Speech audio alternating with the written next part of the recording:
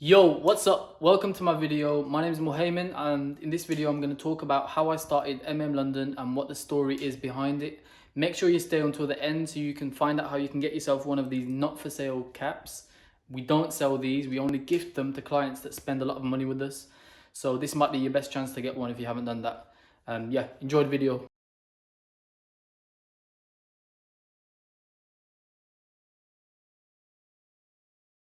So I grew up in Birmingham, and in about year 9, year 10-ish, I started to develop sort of a passion for business and entrepreneurship. I didn't know that's what it was called at the time, but I just sort of liked buying and selling, and so I did the typical thing in school where you sold um, cookies and snacks at lunch and break time.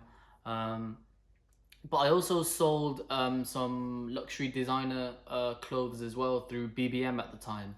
Um, so in a way, it was e-commerce, but I didn't know it was e-commerce. It was just selling through BBM through people that I knew and other people that knew my friends, and it did pretty well. But my grades started to drop quite a bit in school, and my parents sort of pushed me to sort of let go of it and focus more on school.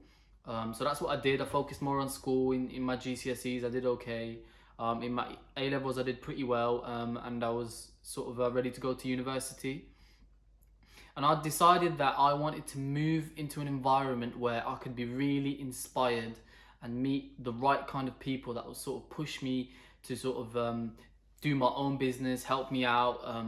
People sort of people with that type of vision and that type of lifestyle, and sort of people that aimed for the same type of thing. And I felt like going to university in Birmingham, I wouldn't meet as many people that were like that. Whereas in London, there was a lot more people that would be just like that. So I took the decision to move to London, which is the best decision I've ever made. If you ever get the chance to move here, make sure you take it. A lot of people said, oh, it would be expensive, it would be difficult, but it's worth it, in my opinion, just for the networking and the people you meet alone. So I moved to London when I was 19, 18, 19, to start university studying business.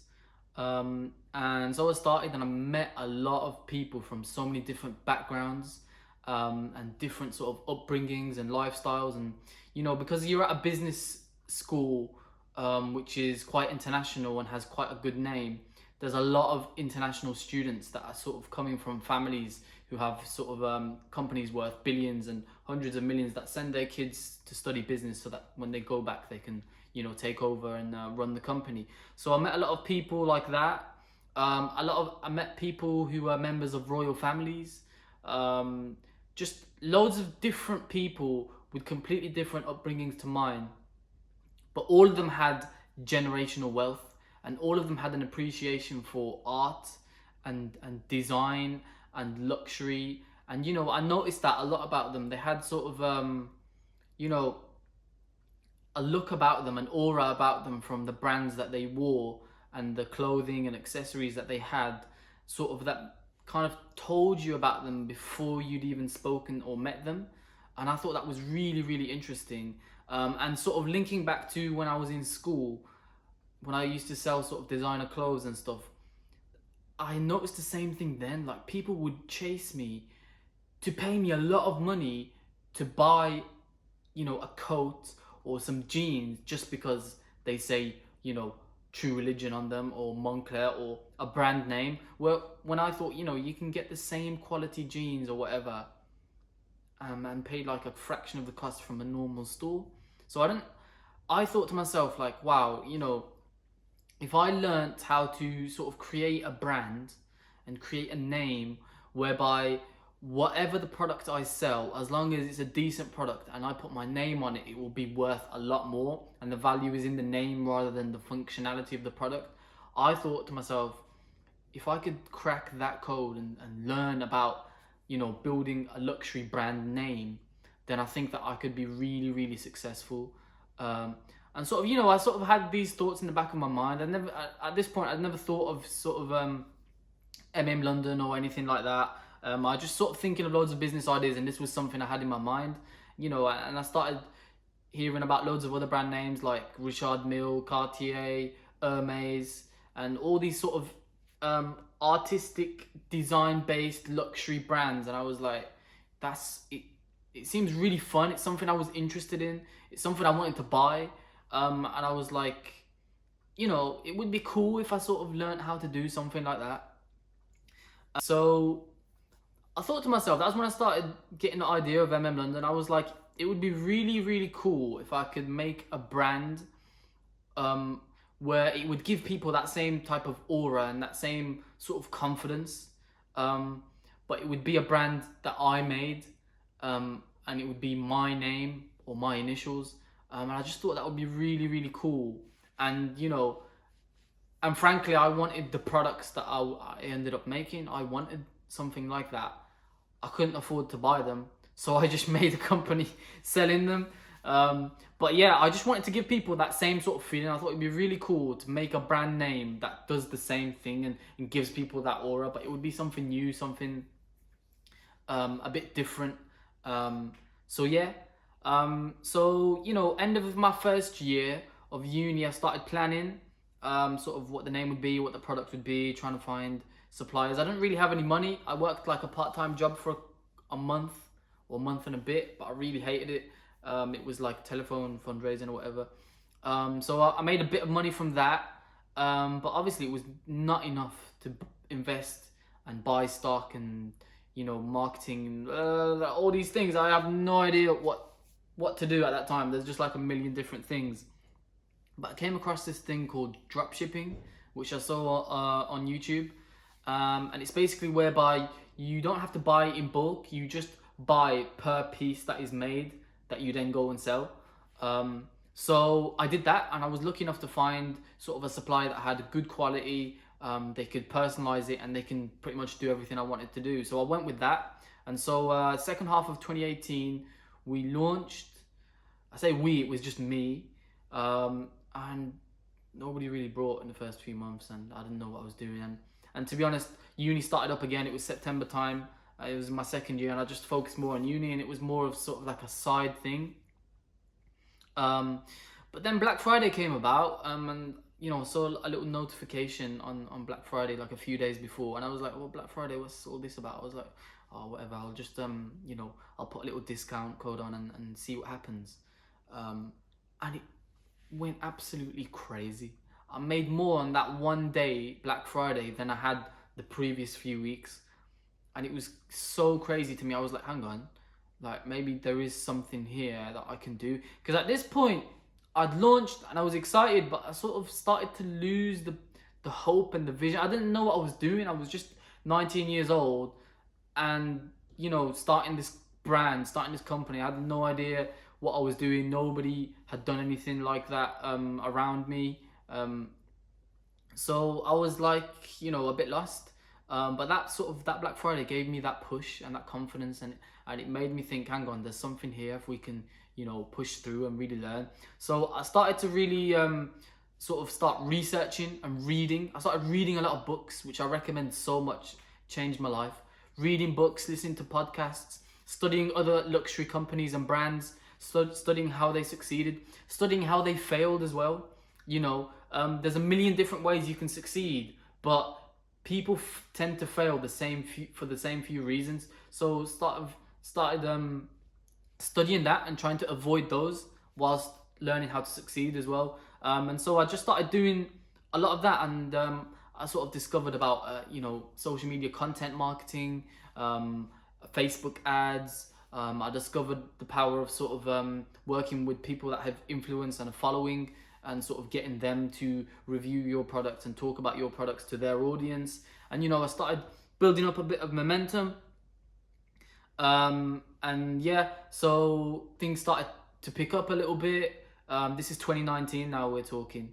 2019 started picking up momentum. I was just doing my second year, so it was like part-time, but I really sort of I was really disciplined with my time. I didn't mess about. I didn't go out much. I just did all my uni work and then just worked on this all the time. And that was it. Like I rarely went out, whereas everyone else was obviously living that university life and just having fun and stuff. But me, I stayed disciplined because I knew I had a goal and I knew I wanted to do something. And I knew that it would take for me to be disciplined and sacrifice sort of this short-term gratification for that long-term goal. So I just did it. Um, and yeah, and things started to pick up. And then um, once we started doing sort of all these ads and momentum was going, and we were getting a few followers on Instagram, by a few I mean like 1,000 or 2,000. It was literally nothing. But sort of we caught the eye of Tommy Mallet, who is the founder and creative director of Mallet Footwear, which is another luxury UK brand, which was doing and is doing really well. And so he saw our stuff and really liked it, and he posted about it on his Instagram. He posted a story and a post on his feed, which was so crazy because, you know, normally somebody with that many followers would, you know, have to charge a brand for posts and stuff. He didn't do that. He literally did it because he liked the product, and he was like, I remember when I was first starting out, and you know, I didn't really have any money or investors or anything like that, and I was trying to build up my name, and you know, I think he really sort of saw a bit of himself in me. So Tommy, if you're watching this, shout out to you, man. Thank you so much, because that shout out went a long way. On that day, we made more than like the past week or so. So it really pushed sales, and it also got us in front of other people. So, you know, from that, we started to get traction from football players, notably Raheem Sterling. That's the one people remember the most, but obviously Ben Mendy as well, Billy Gilmore from Chelsea, who's a first team player now, and a few other footballers and musicians. And, you know, that really helped our image and trying to be, you know, a luxury brand. But I didn't really know much about that, about how to be a luxury brand and your image and stuff. I just thought it was cool. Like, these are people that I used to watch in games and stuff, and now they're, you know, holding a phone case that I created. So to me, it just blew my mind. So yeah, so from that, we had the next Black Friday, which went crazy well. Like, absolutely smashed it. I've never seen so much busyness, and you know, the momentum was really with us. Like, we were doing really well. You know, I was like, yeah, this is what I'm gonna do. At that time, it was like the end of, at that time we were just starting my final year of university. So this is when people were starting to apply for graduate jobs and stuff like that. I was like, no, I'm doing this full time. I'm all in, you know. I'm gonna make sure this succeeds. This is what I want to do. I want to be a businessman, an entrepreneur. I don't want to do a job. I don't want to do stuff like that. I want to build my own sort of brand and you know, my own sort of dream world. And I want people to be a part of that. And that's what I was focused on. That's all I did in my final year. You know, it's difficult. You have exams. You've got dissertation. But I just sort of stayed disciplined, even more so than last year. And I kept working and working and working. And so this is end of 2019. We had an amazing year. You know, we sort of associated with all these footballers, and I was like, right, that's it. And obviously, I'd been reading a lot at that time and gaining knowledge, and sort of I trying to figure out what our brand values are and who we are, what our identity is. So at this point, I was like, that's it. I really want to be a luxury brand, like a proper luxury brand. I want people to feel a type of way when, you know, they're seen with our brand, and when they use it and when they hold it and stuff like that. So, you know, I started reading a lot about that, and I figured out that I need to be, you know, I need to really improve my product quality. I need to improve the story. I need to do a bunch of stuff. So I took all of the money, all of the resources that we'd made in 2019, and I invested all of it. So I brought as much stock as possible, because you've got to remember, at that point we were drop shipping, so the shipping time was longer. That's why sometimes it takes a couple of weeks. So I brought as much stock as possible to the UK. I invested in the machinery that we needed to personalize the items, because you can't just sell them. That, you know, a unique part of our products is that it's personalized. So I brought that machinery. I sort of I increased the prices to a luxury standard because of the quality increase, etc. You know, the new Italian leather that we have. I improved sort of the casing. I put a microfiber like interior to protect the case. I upped the quality of all of the card holders, the key holders, everything. I just upped everything dramatically. I hired an agency to run my Facebook and Google advertisements. My brother had just moved over to London to start his first year of university, so I had an extra person to help me. So everything was in place. I had all these things in place. I placed the order for all the stock and I paid the money. I paid all the money for the machinery and everything like that. All I needed to do was wait for the stock to arrive in the UK, and then, I would be able to give clients higher quality, faster shipping times, give them a better luxury feel. We got custom packaging. Our packaging before was just generic. I invested in that as well. So I improved everything. I was so excited. Like, we're about to smash 2020. And then COVID-19 came. I still have nightmares. So basically, what happened was COVID-19 came about and we couldn't get our stock in. So I had no cash, no stock, and nothing to sell. I couldn't drop ship either. So literally for one of the months we had 0 sales because we weren't able to sell anything. We weren't able to get anything to anyone. Now, I've learned this now, but don't ever do that, okay? Because momentum is so key in business. You have to keep things rolling however possible. I couldn't do that then, so it's out of my hands. But it's, it really broke the streak that we were on. And when we finally did get our stock over, that momentum had completely gone. Our Facebook things just got so bad at the beginning of 2020. I can't even lie. We were struggling. Our Facebook ad account was blocked as well. It was disabled, so we couldn't advertise on that, and that was one of our main, earners. So, and our core client base, they were like, hang on a minute, like prices have just doubled. Like, this is a new case, a new product. So we didn't even have the same client base anymore. It was almost like it was a rebirth of the brand. It was almost like starting from scratch. So it was really, really frustrating. And it continued on like that for about 6 months. Because you've got to remember, with COVID-19, you've got lockdown. You've got this new world. We're in a recession. People are losing their jobs. There's a lot of uncertainty. So people weren't spending a lot of money on a new luxury brand. If people wanted to buy luxury, they would buy a luxury from a brand that's already established. So people weren't taking the chance as much. So we really, really struggled those 6 months. And I had my sort of final term of university. I had my dissertation.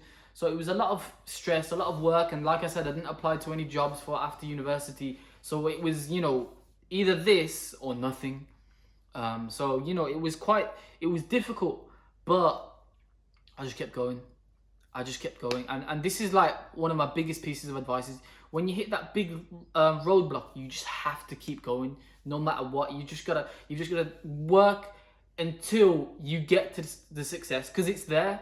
And the thing is, a lot of I read this in a book, that a lot of times just before somebody reaches success or a form of success, they're going to be challenged with a really big challenge.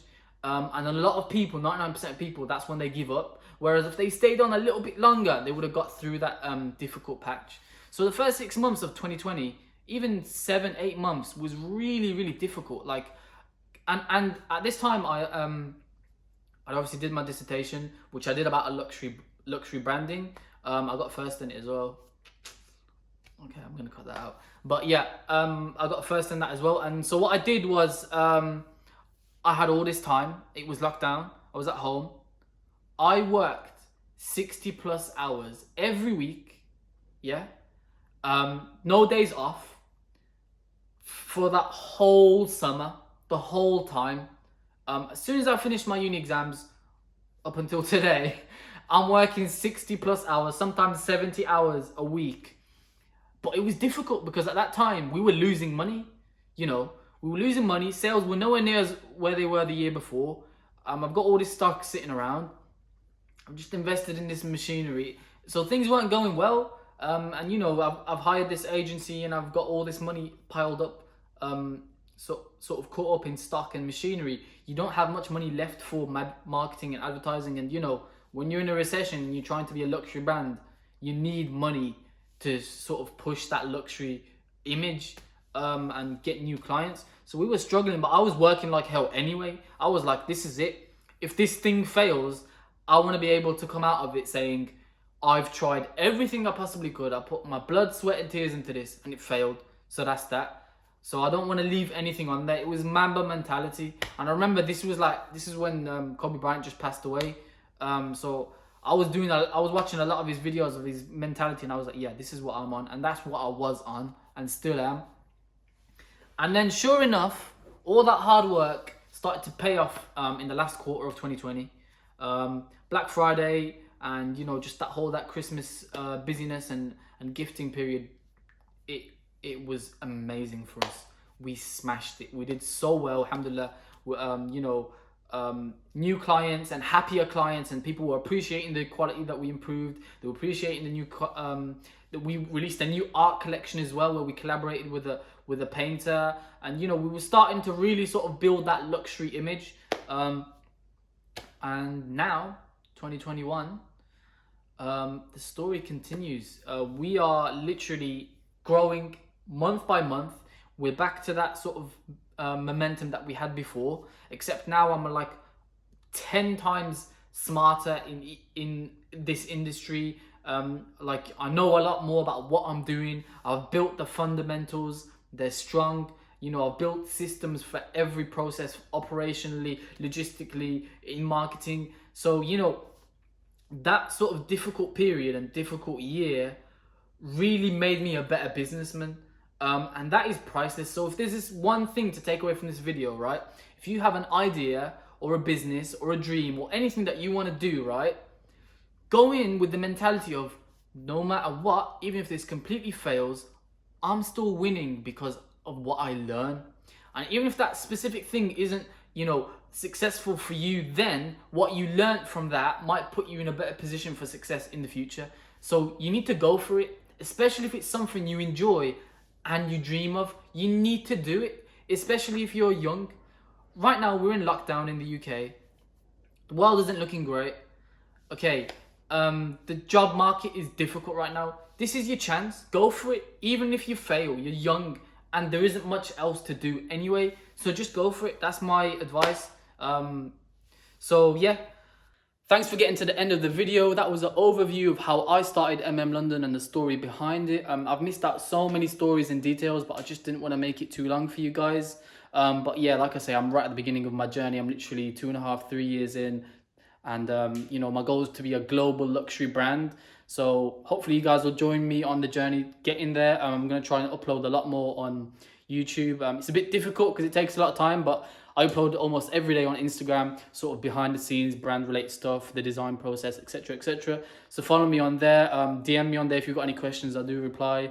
So you got to the end. You want to find out how to get the not for sale cap. You do have to be an London client. So if you've purchased anything from us before, you qualify. And here's what to do. First of all, subscribe. Secondly, like the video. And third of all, comment, I need the cap. So subscribe, like the video, I need the cap. And I'll pick somebody in a week or so and chip you this as a gift for as a thank you for supporting us and coming along the journey. But yeah, that's all guys. Take care. God bless.